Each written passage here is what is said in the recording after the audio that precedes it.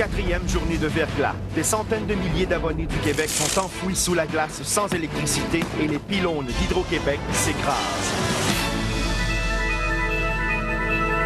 Pour faire le point sur la situation, nous allons immédiatement rejoindre le porte-parole d'Hydro-Québec, M. Edmond Raté. Bonsoir, M. Raté. Bonsoir, M. Bruno.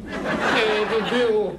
En tout cas, vous... Oui, M. Raté, est-il vrai que la situation s'est encore aggravée? Aggravée? Ah, écoutez, c'est effrayant. Il y a plein de fils à terre, il y a des poteaux qui ont lâché, et là, le pire, c'est qu'il y a des pylônes qui s'écrasent, là. Ah, c'est effrayant. On ne sait plus quoi faire, hein?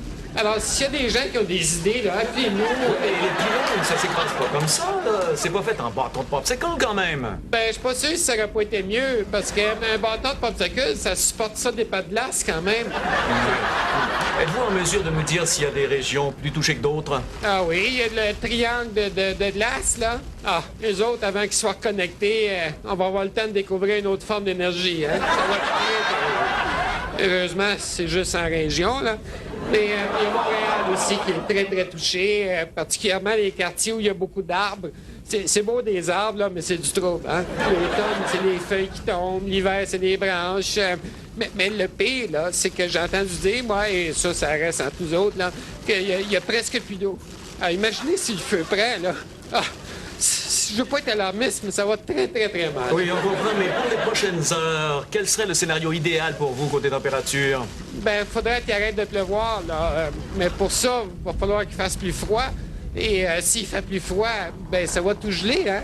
Alors, imaginez si le vent prend là-dedans. Oui, on imagine très bien, oui. Donc, en terminant, auriez-vous des recommandations à faire à la population? Oui, on demanderait aux gens qui ont encore l'électricité, et d'ailleurs, j'ai des noms ici, là, d'économiser au maximum, hein? Parce qu'il y en a qui exagèrent, là. Il y a des bars de danseuses nues au centre-ville, tout illuminé, là. Alors que nous, à Hydro-Québec, on a donné l'exemple, hein? On a même éteint notre gros cul, là. La net, je parle. Oui, on a compris, oui. Okay. Alors, on demande aux gens de ne se servir que de l'essentiel, hein? De ne pas se servir du four, de ne pas faire de lavage. Et même ceux qui nous écoutent en ce moment, fermez votre TV. Monsieur, c'est tout le temps que nous avons. On vous remercie et on vous souhaite de ne pas geler chez vous. Pas de trouble, chauffe au gaz. Au Foodcast.